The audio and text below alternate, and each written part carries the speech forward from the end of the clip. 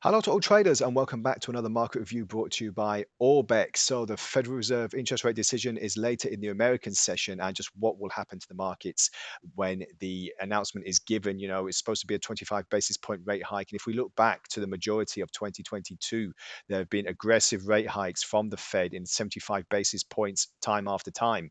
And this has given a very strong dollar. However, from the back end of last year, roughly around November time, we saw this big bounce on the euro dollar and most of the other dollar pairs in the forex industry. And we're seeing now that there's a big differential from 2022 to now as the euro dollar is actually moving up to 109 as we speak, and what will be in store for the rest of the year where it's supposed to be more relaxed, more pullback on the monetary policies for the Fed.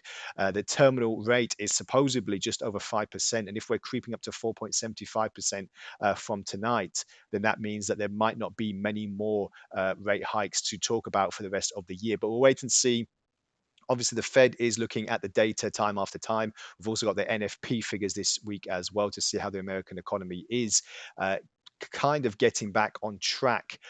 So we'll see if it's going to keep on progressing. And, as I said, we are looking likely that it is going to be a toned down, muted response from the Fed, 25 basis point hike instead of a 50 or 75. But we'll wait and see what the Fed has in store. If we look on the charts on the euro dollar, especially, I've got it on the daily chart at the moment. We're looking now, as you can see here, if I just bring it a little bit more back, and as you can see, the sheer decline in price action from 2022. And as I said, from the bottom that we saw in September, roughly in November, we got the big move and confirmation in the market because once we got past this particular area uh, and we broke roughly about the 1.0 or the parity handle, we got confirmation and then prices just kept going higher and higher. And since then, as you can see, there's been no slowdown.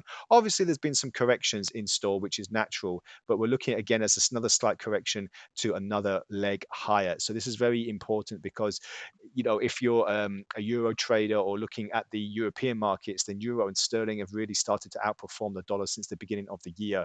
So it's looking likely that it will keep on moving that way because there is a big recovery on these particular pairs. So something to keep an eye out for as well. If we look on the 4 hour chart as well, we're seeing now possibly a slight consolidation before we get another leg higher. So we're just waiting for the next validation from the Fed because it's been the main driver of the dollar. We've seen the US index dropping towards the $100 area. We've had a little bit of a reprieve in the last few trading sessions, but we're expecting another test down to $100 in the next few trading sessions. But at the moment, as you can see here, we are consolidating, but it is in a slightly bullish scenario. And if you look on the RSI, we are seeing a slight divergence on prices, but it is supposed to be, as I said, a slight correction before we start moving higher.